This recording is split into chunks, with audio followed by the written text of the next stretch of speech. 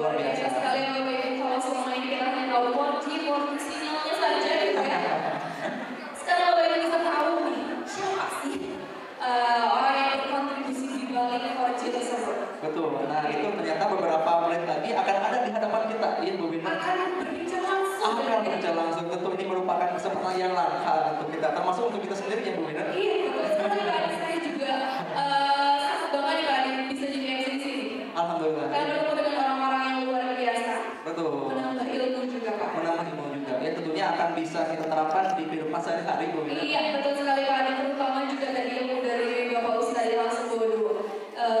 Tidak jauh-jauh, apa yang dia sampaikan itu adalah kegiatan-kegiatan apa saja yang dilakukan oleh guru seperti kami ya. Betul Bu Wina. Iya, seperti kita, jadi nanti kita bisa menerapkannya di sehari-hari kita saat mengajar ya Pak ya.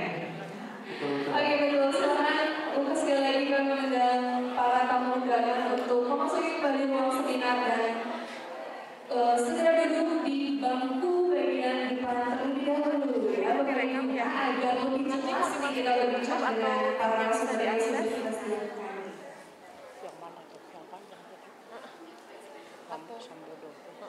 Enak yang sekarang yang musik kan orangnya banyak yang udah pulang. Baik Bapak Ibu, untuk itu kita mulai kembali sesi kedua sama-sama kali ini ya. Bismillahirrahmanirrahim. Assalamualaikum warahmatullahi wabarakatuh. Baik Bapak Ibu, sesi kedua untuk seminar kita pada hari ini sudah dibuka. Setelah dari Bapak Ibu sholat melaksanakan sholat asar terlebih dahulu ini sudah segar ya Bapak Ibu.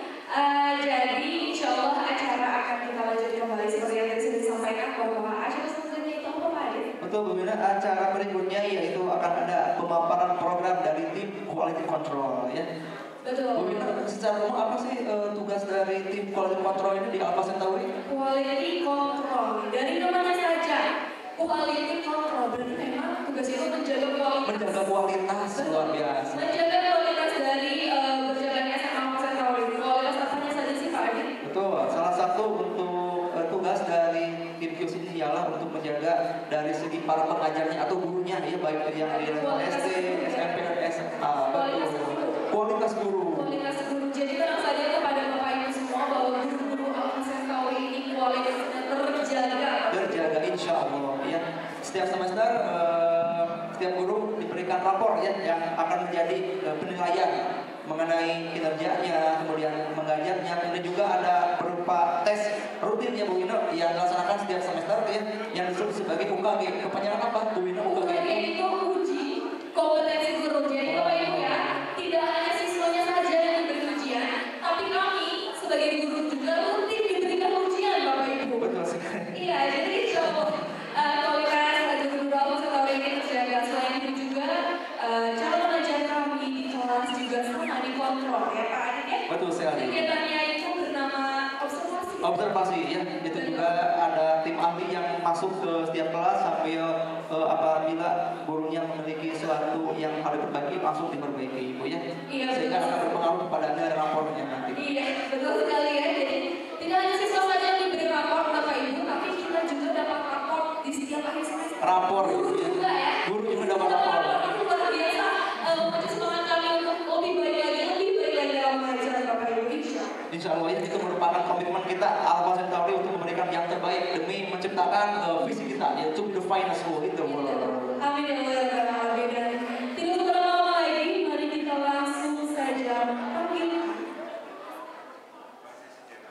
Kita panggilkan dia QC Alpha Centauri Bapak Agustus Sandi MSI. Disilakan.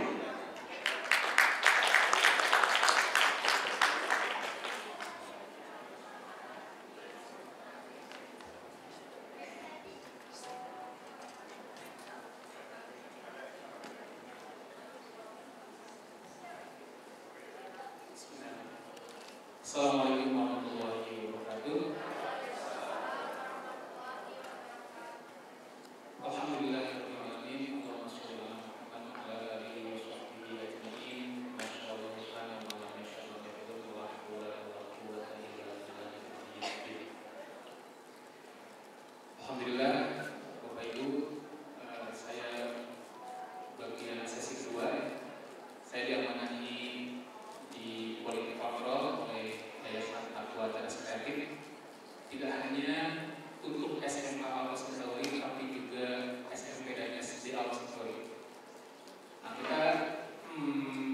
biasa melakukan pertemuan rutin setiap pekan. Kita istilahkan dengan coffee morning. Setiap hari Rabu pagi kita kumpul bareng dari SD, SMP, SMA, dan kita diskusi permasalahan apa yang muncul dan solusi apa yang muncul. Jadi kita tiap pekan selalu melakukan konsolidasi. Nah, itu bagian dari upaya kami untuk menjaga kualitas unit-unit yang ada di bawah Yayasan Akrasia Sejati. Bapak Ibu semuanya, masih semangat Bapak Ibu? Wah, makasih Mas. Semangat. Ini saya berhusnuzon ya, mudah-mudahan masih soal nanti, sehingga nanti bisa kembali penuh kursi ruangan ini. Bapak Ibu semua, tadi kita sudah menyimak bagaimana pemaparan dari Ustaz Ilham Sembodo ya. Bagaimana pentingnya kurikulum iman yang harus dimiliki oleh anak. Nah, saya di antaranya bertugas untuk bagaimana mengimplementasikan konsep besar yang kita miliki menjadi satu program yang bisa kita laksanakan di SD, SMP, maupun SMA. Slide-nya sudah bisa kami. Saya mohon maaf, saya dari saja saya bisa melihat slide juga. Sekarang, jadi apa yang disampaikan tadi bisa Ihsan para yayasan beliau menyampaikan sambutan betapa pentingnya karakter, kemudian Pak Budi sebagai kepala sekolah ya, menyampaikan bagaimana sekarang pembangunan gedung di Dipo sudah selesai, sudah masuk bukan selesai, masuk tahap yang sudah lebih baik daripada sebelumnya. Itu tidak terlepas dari bagian kita untuk mempermudah controlling, karena dengan adanya gedung yang lokasinya menjadi sedikit itu dimudahkan. Sebelumnya kalau kita 3 lokasi itu agak kerepotan, sekarang sudah tinggal 2 lokasi. Nah, itu semua adalah bagian dari upaya kita untuk melakukan controlling ya. Kemudian saat itu juga menyampaikan, nah sekarang kira saya untuk bagaimana sih nanti konkretnya kira-kira yang akan diterapkan untuk siswa-siswa kita. Baik, oke, bisa langsung tampil slide berikutnya ya. Bapak Ibu, saya mengingatkan saja bahwa anak-anak yang kita gambarkan itu, atau mungkin saya bertanya kepada Bapak Ibu, kira-kira anak-anak yang kita gambarkan itu seperti apa? Soleh ya, solehah ya, mungkin program soleh, solehah, kemudian pintar ya. Makasih Bu. Gimana Bu? Takwa, cerdas, kreatif. Water, singer, bagus, hadir, benar ya? Dan seterusnya.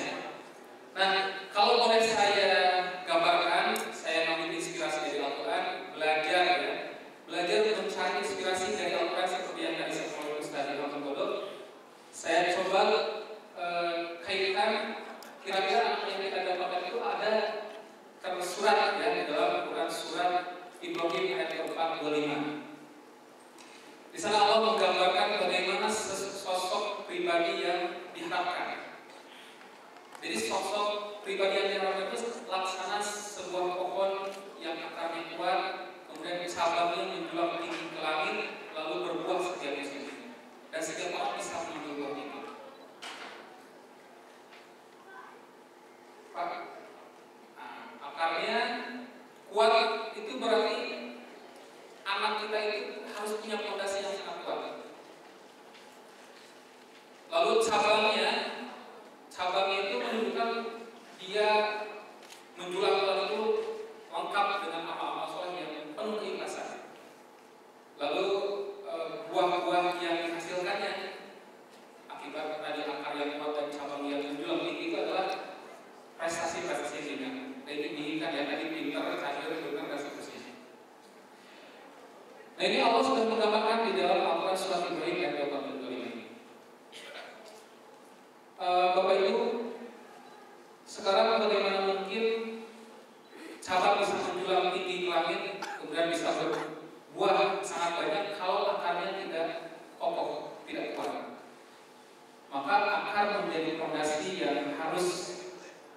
kita perhatikan lebih. Nah, di sini berarti keimanan itu harus menjadi satu prioritas. Sebelum yang lain-lainnya iman dulu. Baru setelah itu bicara berikutnya tentang kebiasaan, tentang disiplin, tentang adab-adab dan seterusnya. Baru tentang keilmuannya, prestasi-prestasi yang diharapkan. Sehingga kita tidak menginginkan ada anak yang pintar tapi kering dari keimanan. Anak pintar tapi mitra batur, istilah Sundanya. Kita sudah cukup menderita hari ini ya, mendengar informasi bahwa pejabat-pejabat kita yang pintar-pintar luar biasa tapi korupsi juga luar biasa juga. Nah, kita tidak mengingat seperti itu. Nah, maka iman ini menjadi satu fondasi yang kuat dan kita akan konsentrasi di keimanan gitu ya. Makanya judul dari spam itu sosialisasi pendidikan karakter berbasis iman gitu ya. Jadi kita akan menerapkan keimanan.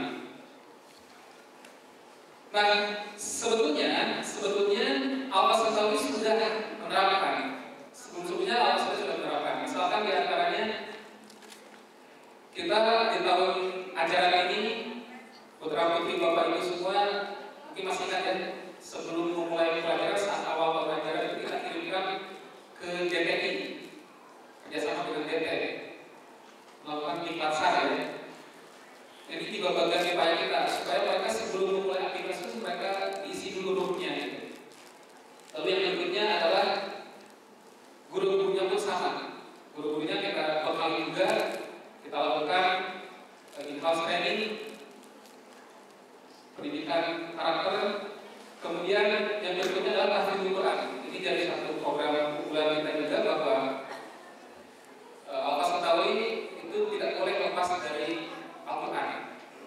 Nah, sehingga siswa itu harus mulai mendekatkan diri dengan Al-Quran. Kemudian baca Quran bersama guru di awal pagi setiap hari. Ini kita lakukan sebelum memulai aktivitas yang lain-lain. Kita awali dengan membaca Al-Quran dan disertai dengan guru di kelas. Jadi kita minta wali kelas supaya menemani siswanya di kelas bareng-bareng baca Quran. Kita menginginkan siswa pun melihat ternyata bukan kami yang harus dekat dengan Al-Quran, gurunya pun harus dekat dengan Al-Quran. Kemudian saat itu kita ajak anak-anak ke luar negeri, ke Singapura, ke Malaysia supaya melihat bagaimana betapa disiplinnya mereka, kemudian tepat waktunya mereka, kebersihannya terjaga. Itu juga bagian dari penanaman karakter yang sudah berjalan di Al-Fas Betawi. Tidak kalah pentingnya lagi adalah kita adakan sepekan sekali sarapan bersama. Setiap hari Rabu di SMA Al-Fas Betawi, siswa-siswa harus diupayakan bawa bekal, gitu ya. Nanti dengan wali kelas bareng-bareng ada waktu setelah baca Quran itu bareng-bareng makan, gitu ya. Di sana ada saatnya berbagi, kemudian wali kelas pun ngasih pesan-pesan moral gitu. Dengan suasana santai seperti itu kita harapkan anak tidak merasa digurui, ya. Ada kedekatan bersama dengan wali kelas. Kemudian ini juga yang sudah kita terapkan, yaitu pemberian bintang dan tanda seru. Bapak Ibu, ini juga bagian dari simulasi ya, bahwa setiap perbuatan mereka itu ada konsekuensinya. Baik dan buruknya ada konsekuensinya. Jangan bicara di akhirat yang jelas ada surga, neraka dan lain-lain. Tapi kita coba kasih simulasinya di sekolah. Ketika anak berbuat baik, misalkan di sini mengumpulkan tugas sebelum waktunya, ya. Nah, kita kasih bintang. Atau anak membantu gurunya, kita kasih bintang. Atau ada anak yang berkata kurang sopan, nah kita kasih tanda seru kepada anak. Nah, kita harapkan bahwa apalagi usia SMP ya, SMP yang sebelumnya sudah akil balik, dia harus berani mempertanggungjawabkan perbuatan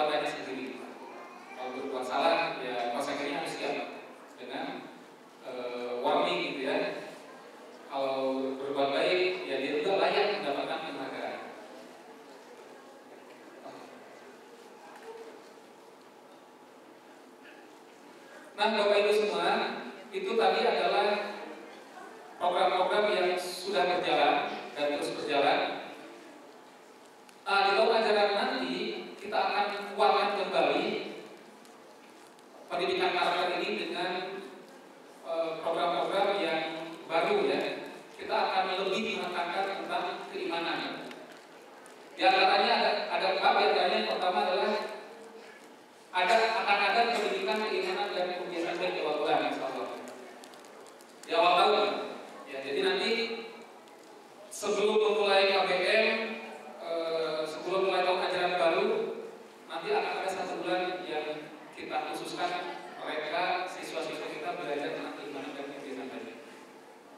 Di slide berikutnya akan ada lebih rinci. Lalu yang kedua adalah pembelajaran yang dikaitkan dengan keimanan. Nah, tadi Ustaz Ilham Sumoro sudah menyampaikan bagaimana caranya supaya semua guru mata pelajaran apapun itu pelajarannya jangan sampai kering dari keimanan. Jangan sampai siswa merasa terpisah antara ilmu A dengan Al-Quran, antara sosiologi dengan Al-Quran, antara ekonomi dengan Al-Quran, antara biologi dengan Al-Quran. Nah, itu jangan sampai seperti itu. Maka nanti kita akan buatkan program bagaimana supaya semua materi terkait dengan keimanan. Lalu yang berikutnya ada kabin ya, yang disebutkan kabin karakter 2 ini. Dan nanti kita lihat rincinya. Lalu yang keempat adalah beranda, belajar antara anak dan ayah bunda. Nah ini bagian dari yang kita upayakan. Minta keterlibatan ayah dan bunda untuk lebih banyak keterlibatannya dengan anak ya. Baik, kita mulai. Yang pertama bagaimana rincinya. 1 bulan penuh siswa belajar keimanan dan kebiasaan baik di awal tahun.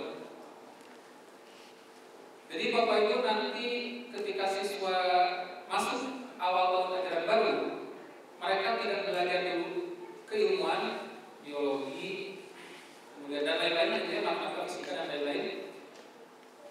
Tapi kita khususkan 1 bulan itu kita prioritaskan tentang belajar keimanan dan kebiasaan baik. Apa saja yang dipelajari?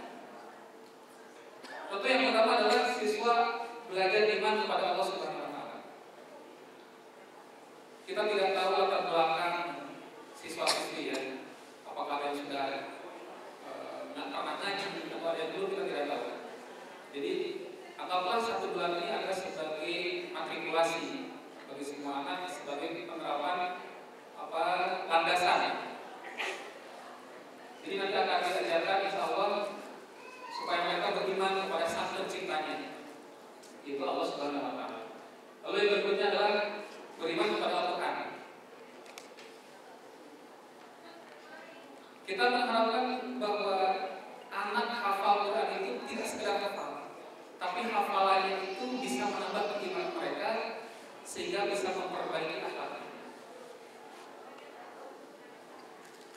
Pernah ada satu hadis ya, bahwa Rasulullah menyampaikan akhir zaman nanti akan ada banyak menghafal Quran, tapi hafalannya hanya sampai tenggorokan. Artinya tidak masuk hati, tidak menjadi satu pedoman apa yang mereka hafalkan. Nah, kita tidak inginkan itu, sehingga Al-Quran itu harus menjadi pedoman buat mereka. Misalkan seperti ini. Ketika mereka membaca Al-Quran surat An-Naba, waja'alna al-laila libasa misalkan, dan kami jadikan malam itu sebagai pakaian. Nah, kita harapkan ketika mereka membaca ayat itu tidak sekedar baca saja, ya sudah, malam sebagai pakaian, tidak titik begitu. Tapi dari kalimat itu kita harapkan muncul keimanan bahwa kenapa Allah menjadikan malam sebagai pakaian. Kita jelaskan bahwa layaknya pakaian membuat orang tenang. Oh, malam itu saatnya tenang, saatnya istirahat. Allah menggilirkan siang dengan malam mengganti. Nah, kira-kira seperti itu. Atau misalkan lagi ketika membaca Al-Quran surat Al-Zalzalah, "Faman ya'mal mithqala dzarratin khairan yarah."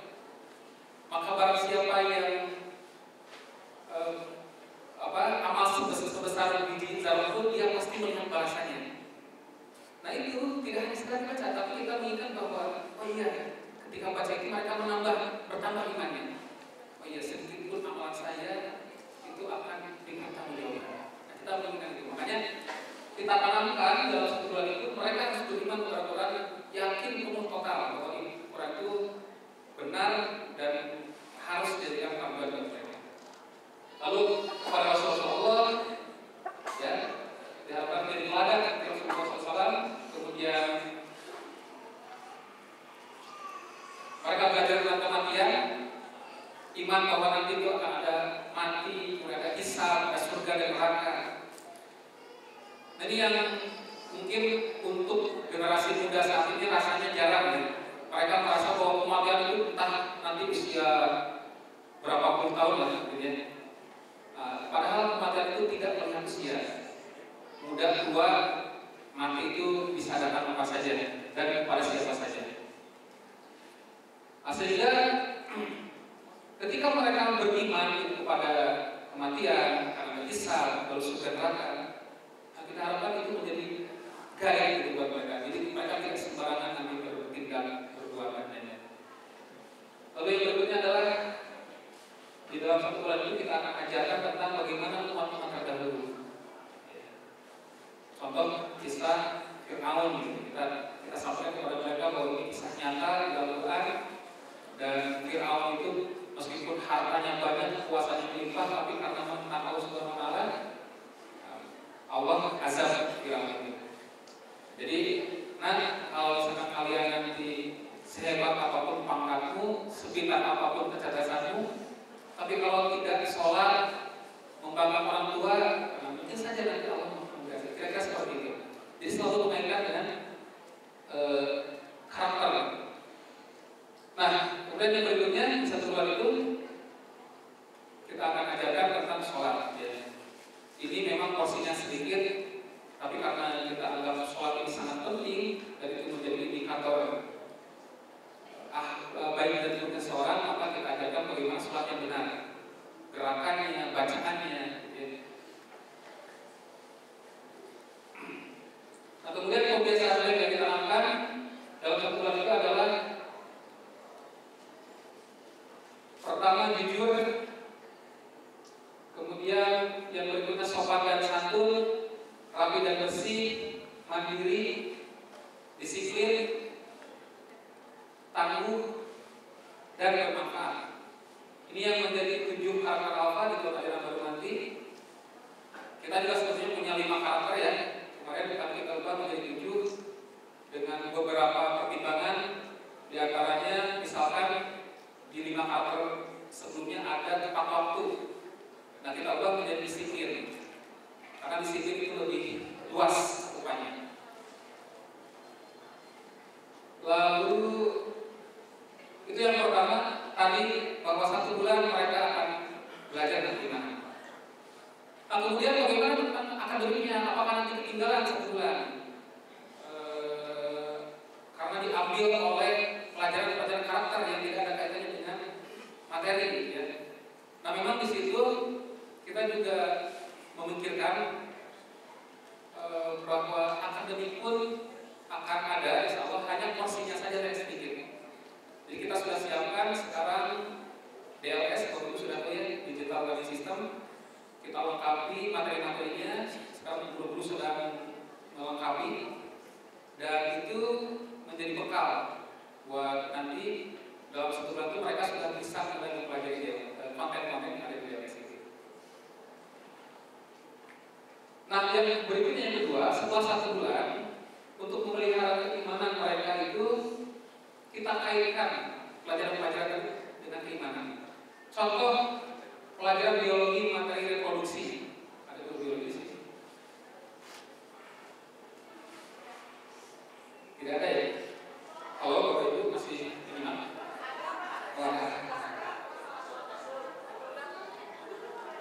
Ya. Contoh pelajaran biologi materi reproduksi. Bapak Ibu, reproduksi itu apa? Perkembang biakan ya? Ya. ketika guru biologi mengajarkan materi reproduksi, guru biologi itu tidak hanya sekedar menjelaskan apa ya namanya, bukan prosesnya, alurnya, gitu. Bagaimana terbentuknya janin misalkan, atau sampai lahir bayi. Nah itu tidak sekedar itu, tapi bagaimana itu semua dikaitkan dengan ayat Al-Quran. Nah kita lihat contohnya di dalam Al-Quran surat Al-Mu'minun. Allah menyebutkan bagaimana proses penciptaan manusia. Dan sungguh kami telah menciptakan manusia dari sari api tanah ya. Kemudian kami jadikan air mani yang lalu disimpan dalam rahim dan seterusnya, sehingga nanti ketika belajar materi reproduksi mereka bertambah imanannya. Di ayat-ayat ini disebutkan bahwa Maha Suci Allah pencipta yang paling baik. Oh iya, ini pelajarannya biologi, tapi dia beriman bahwa oh ini ciptaan Allah semua. Contoh lagi, matematika dasar. Ada dulu matematika? Tidak ada ya? Pura-pura pakai ya? Oke, contoh matematika dasar. Ada hadiah yang boleh saya tuliskan, kira-kira Bapak Ibu coba ayat apa yang kaitannya erat dengan matematika dasar. Di antaranya, mungkin banyak ya di antaranya. Ada? Oke. Misalkan kita ambil ayatnya di dalam Al-Quran surat Al-Ankabut ayat 14. Dan sungguh kami telah mengutus Nuh kepada kaumnya, maka dia tinggal bersama mereka selama 1000 tahun kurang 50 tahun. Kemudian mereka dilanda banjir besar, sedangkan mereka adalah orang-orang yang zalim. Kira-kira ada matematika di sini? 1000 tahun kurang 50 tahun. Berapa kira-kira? Berarti 950 tahun. Allah mudah saja Bu, Pak. Allah mudah saja Bu, maka dia tinggal bersama mereka 950 tahun. Kemudian mereka dilanda banjir dan seterusnya. Tapi di sini ada inspirasi. Allah menyebut 1000 tahun kurang 50 tahun. Oh, di sini berarti penjumlahan pengurangan ada di dalam Al-Quran. Jadi ketika guru matematika mengajarkan basicnya, maka anak bertambah keinginannya. Oh, Allah sudah menyebutkan di dalam Al-Quran surat Al-Ankabut ayat 14. Contoh lagi, akuntansi. Bapak Ibu pasti sudah hafal mungkin ya. Di dalam Al-Quran surat Al-Baqarah ayat 82, ayat yang paling panjang di dalam Al-Quran, Allah menyuruh kalau utang piutang itu harus dicatat dengan teliti. Bahkan ada perintahnya tidak boleh malas mencatat. Itu kan yang jadi masalah kata. Kalau utang piutang itu kalau tidak dicatat lupa, yang utangin lupa, yang minjem juga lagi gitu ya. Nah ini Allah sudah menyuruh supaya utang piutang itu dicatat. Bayar kapan, lalu sisa berapa, itu sudah dijelaskan. Sehingga guru ekonomi ketika menjelaskan akuntansi, maka ayatnya hadir di situ, Al-Qurannya hadir di situ. Nah kira-kira seperti itu. Jadi sekarang guru-guru pun sama sudah kita coba mau tidak mau berarti guru-guru harus belajar mencari ayat-ayat yang erat kaitannya dengan materi pembelajaran yang diambil. Kemudian yang berikutnya adalah tadi Habib ya, kabar ini. Ini yang dimaksud adalah bahwa akan ada satu bulan nanti yang kita prioritaskan untuk konsentrasi di satu karakter.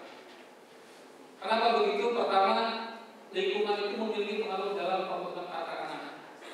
Kita sama-sama paham lah ya. Anak itu lahir bersih tadi, kemudian lingkunganlah yang membuat dia terkontaminasi. Makanya lingkungan ini sangat berpengaruh, baik di sekolah maupun di rumah. Ya. Nah, teknisnya gimana? Kira-kira seperti ini. Jadi, misalkan bulan Juli, kita kan ada 7 karakter Bapak Ibu ya. Bulan Juli, karena itu awal ajaran, kita misalkan itu